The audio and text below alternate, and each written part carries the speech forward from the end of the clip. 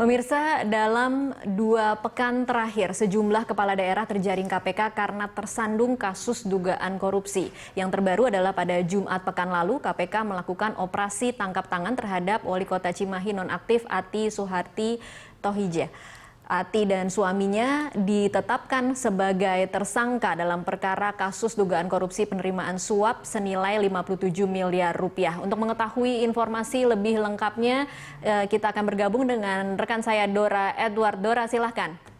Ya baik, terima kasih Tasya. Pemirsa, sepanjang tahun 2016 ini KPK sudah menetapkan 10 kepala daerah sebagai tersangka dugaan tindak pidana korupsi, dan berikut kami tampilkan kemudian nama-nama kepala daerah yang tersangkut kasus korupsi sepanjang tahun 2016.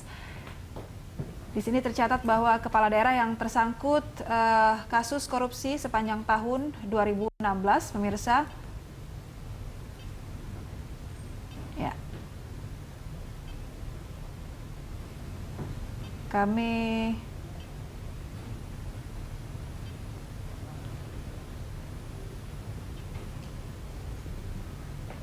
pemirsa, ini dalam 2 pekan terakhir ini sejumlah kepala daerah ini terjaring oleh KPK karena tersandung dugaan kasus korupsi. Yang terbaru ini pada Jumat pekan lalu, KPK melakukan operasi tangkap tangan terhadap Wali Kota Cimahi nonaktif Ati Suharti Thohijah dan juga Ati beserta suaminya Itok Thohijah ditetapkan sebagai tersangka dalam perkara kasus dugaan korupsi penerimaan suap senilai 57 miliar rupiah.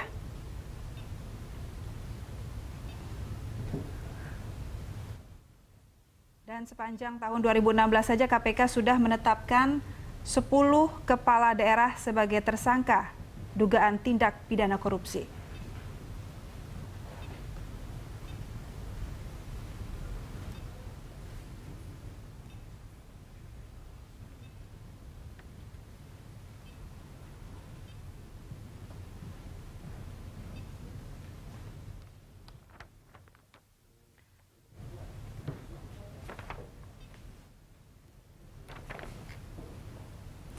Ya Tasya, kami akan melanjutkan terkait dengan nama-nama dan juga modus dari kepala daerah ini yang terlibat kasus korupsi. Sementara kembali ke Anda, Tasya Lutmila. Baik, terima kasih Dora.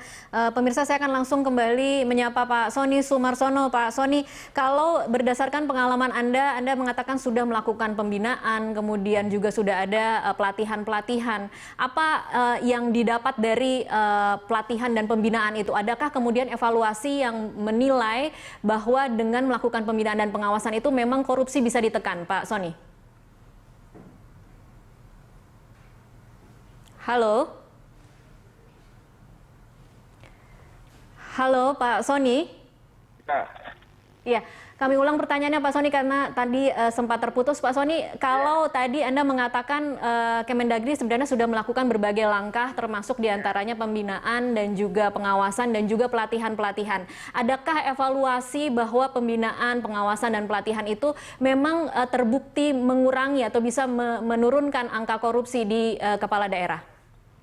Kalau itu Mbak ya, yang namanya mencegah atau menangani korupsi, fungsi daripada training capacity building itu nggak akan lebih dari 10-20%. Ya.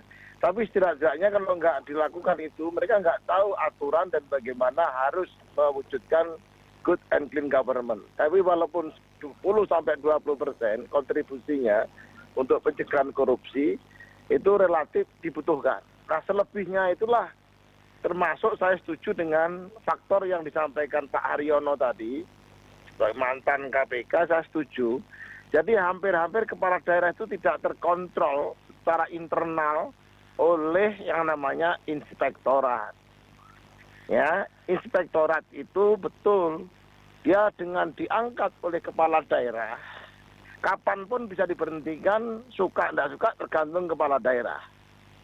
2 kali saya menjabat sebagai kepala daerah di Sulawesi Utara dan juga di DKI sekarang ini. Inspektorat itu saya pandang posisi bergeningnya terhadap kepala daerah lemah karena dia bisa diangkat kapan saja oleh kepala daerah suka maupun tidak suka, kan gitu kira-kira. Oleh karena itu, ke depan desainnya, inspektorat itu harus seperti dikembalikan kepada masa lalu. Dia merupakan orang pusat yang ditempatkan di daerah. Oke. Saya kira itu nanti Kapan akan dilakukan seperti itu, Pak Sony? Halo? Kapan aturan seperti itu akan diberlakukan? Nah, ini desainnya sebenarnya, ini kalau mau redesigning seperti itu. Nah, sekarang struktur yang ada undang-undangnya masih di bawah pemerintahan daerah. Jadi artinya saya memberikan dukungan penuh dengan apa yang disampaikan Pak Haryono tadi terkait dengan posisi inspektorat yang lemah, memberikan kontribusi besar terhadap kesenangan-wenangan para daerah kalau tidak ada yang kontrol. Saya kira itu. Baik, Pak Sony, saya tahu waktu Anda sangat terbatas. Ini pertanyaan terakhir saya kepada Anda. Bagaimana seharusnya prosedur lelang proyek itu kemudian bisa lebih dibuat terbuka sehingga celah untuk melakukan korupsi berjamaah baik dari eksekutif maupun legislatif itu bisa benar-benar ditutup, Pak Sony? Saya kira yang penting gaya tiru saja dengan gaya yang dilakukan di Jakarta, di DKI. Semua sudah menggunakan e-procurement, pengadaan sudah pakai e-katalog, dan yang kedua sangat transparan, tidak ada interaksi komunikasi tatap muka dengan yang bersangkutan. Semua sudah menggunakan online system. Jadi kita nggak tahu siapa kontraktor A dan B-nya itu nggak diketahui, bahkan nggak pernah ketemu, tahu-tahu dia menang. Jadi saya kira karena prosesnya by system semua pakai elektronik, namanya e-procurement. DKI sudah sempurna, sudah dengan di bawah bimbingan LKPP saya kira kita selama ini menghasilkan output yang sulit sekali diintervensi sebagaimana lelang yang sifatnya manual ya, di mana panitia bisa berinteraksi dengan kontraktor dan bisa memenangkan. Kalau dalam sistem e-procurement tidak mungkin bisa kita intervensi siapa yang menang dan karena kita juga nggak kenal. Saya kira itu sistem itu yang harus kita terapkan seluruh Indonesia. Saya kira itu. Baik, terima kasih Pak Sony Sumarsono untuk waktunya bersama kami. Baik, terima kasih. Salam untuk Pak Haryono. Selamat malam. Malam. Saya kembali lagi ke Mas Tama. Mas Tama, tadi kalau kita melihat apa yang kita mendengar apa yang sudah dilakukan oleh Kemendagri, apa yang kurang?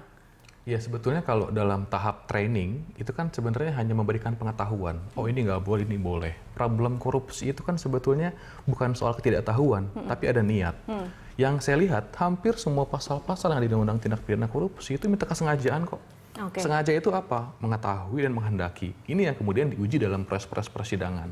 Nah, dalam pandangan saya, beberapa kali kan juga kita lihat kasus-kasus yang muncul. Itu semuanya pasti kalau pimpinannya menginginkan, ya dia memang ada niat untuk mengambil, ada ingin korupsi, maka di situ bisa dikejar dengan undang korupsi. Tapi kalau cuma administrasi, kesalahan prosedur, itu nggak terbukti perbuatan melawan hukumnya atau nggak terbukti kerugian negara, maka kan nggak bisa dibuktikan sebagai kasus korupsi. Oke, atau jangan-jangan pelatihan dan pembinaan itu justru membuat dia tahu harus lewat mana korupsinya begitu? Iya, dalam pandangan saya itu juga boleh dilakukan, penting dilakukan. Tetapi ada hal yang lebih penting menurut saya adalah soal fungsi-fungsi pengawasan.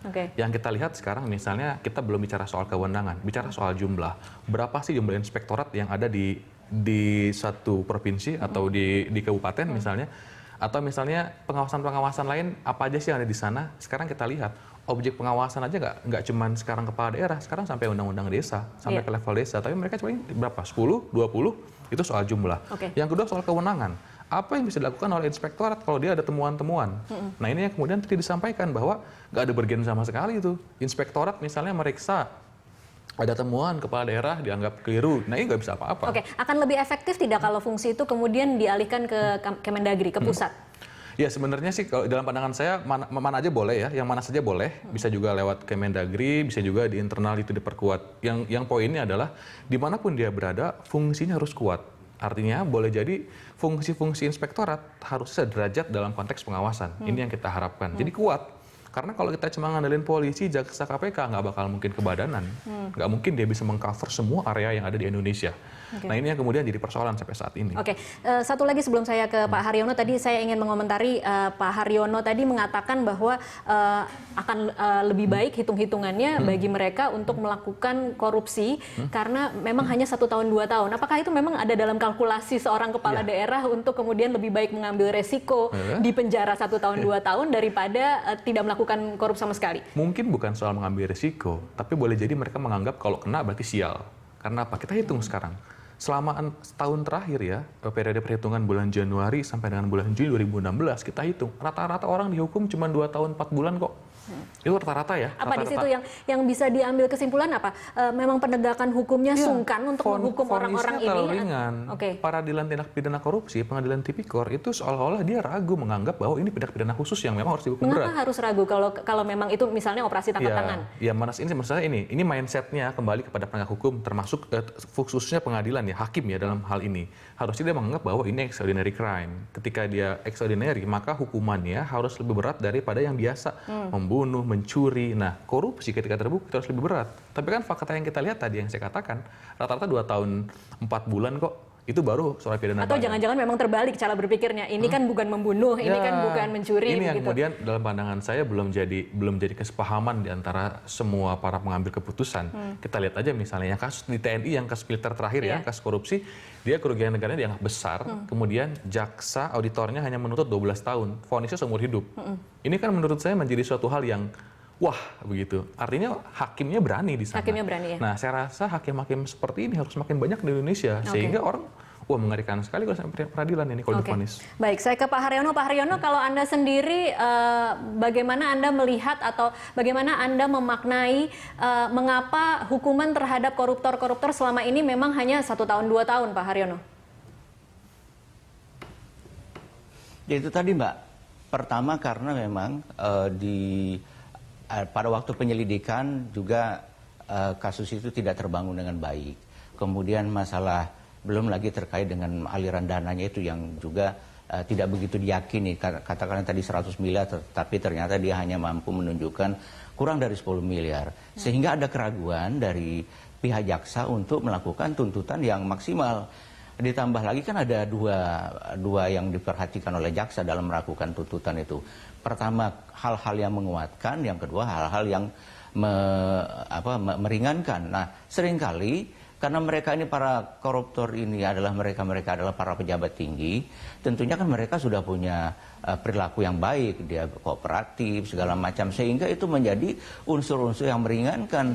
Dengan demikian maka tuntutannya menjadi ringan. Karena tuntutannya sudah ringan, hakim juga kelihatannya tidak mau menuntut yang lebih tinggi daripada tuntutannya tuntutannya jaksa, sehingga dia memutuskan kurang dari tuntutannya jaksa, bahkan kadang-kadang kurang dari 2/3. Beda dengan yang TNI tadi yang disampaikan oleh Mas Tama, itu kalau yang jaksa hakim kita bisa demikian, wah luar biasa. Dan kita akan angkat topi sehingga kepala daerah yang mau melakukan korupsi akan berpikir berkali-kali. Ditambah lagi begini Mbak, sebetulnya kan kondisi apakah korupsi apa tidak itu yang paling tahu, yang saat ini kalau kita tanya dia langsung tahu, itu pengawas internal. Dia yang paling tahu. Tetapi kan kondisinya demikian. Pertama, kompetensinya mereka kurang, ditambah lagi dengan kadang-kadang mereka tuh yang dia periksa bukan yang inti. Kadang-kadang bagaimana kaitannya dengan KDRT, perceraian dan lain sebagainya, bukan yang kaitannya dengan korupsi, bagaimana mengelola keuangan daerah itu yang besar, makin lama makin besar. Kalau kepala daerahnya itu bagus seperti katakanlah tadi Pak Sony gitu kan, aman itu daerah itu. Tapi kalau kepala daerahnya sendiri yang sudah banyak melakukan kong kali kong, sudah betul-betul berniat jahat, yang di bawah-bawah sudah tidak akan mampu lagi melakukan pencegahan, mengingatkan segala macam. Dan berdasarkan data-data yang kita dapatkan, sebetulnya hampir semua daerah itu ada pengaduannya, hampir semuanya. Jadi kalau artinya mau ditangani itu luar biasa, bisa jadi tersangka begitu ya Pak. Jadi oleh karena itulah maka saya betul Mbak, karena memang fakta-fakta pengaduannya demikian. Jadi artinya hal-hal yang terkait dengan pencegahan ini seperti yang dikatakan oleh Pak Sony dan Mas Tama tadi harus betul-betul kita tingkatkan. Bagaimana pengawasan internal itu betul-betul independen. Independen itu yang paling penting. Yeah. Kalau kompetensi dia bisa diajari, bisa belajar. Kalau umpamanya yang skill juga bisa dipelajari. Tetapi yang namanya independensi, attitude, sikap dan perilaku atau integritas ini yang harus dibangun. Jadi artinya kalau kita menginginkan betul-betul di samping secara lembaga dia mungkin independen, yaitu berada di bawah Kementerian Dalam Negeri, juga secara integritas masing-masing individu juga harus dibentuk. Apakah mungkin umpamanya kita diganti dengan orang-orang baru yang lebih fresh, Jujur Sehingga, begitu ya, Pak? Dia punya semangatnya agak berbeda dengan yang ada sekarang ini. Bukan hanya di daerah, Mbak, tapi juga termasuk di kementerian kan. Di kementerian kita juga coba lihat. Kita ada yang mendapat WTP, wajah tanpa pengecualian, tiba-tiba seminggu kemudian kena cyber pungli, kemudian seminggu kemudian kena kasus korupsi. Jadi artinya apa yang mereka auditor katakan itu sudah baik, dari di mata hukum tidak demikian. Nah, inilah yang menjadi pertanyaan kita bersama-sama. Untuk apa anggaran negara dikeluarkan untuk membiayai para pengawas ini kalau umpamanya hasil pekerjaannya belum menunjukkan hal-hal yang untuk melakukan pencegahan demikian itu, Mbak. Baik, Pak Haryono ditahan dulu, nanti kita akan kembali usai jeda komersial. Pemirsa tetaplah bersama Prime Time Talk, kami akan kembali usai jeda berikut.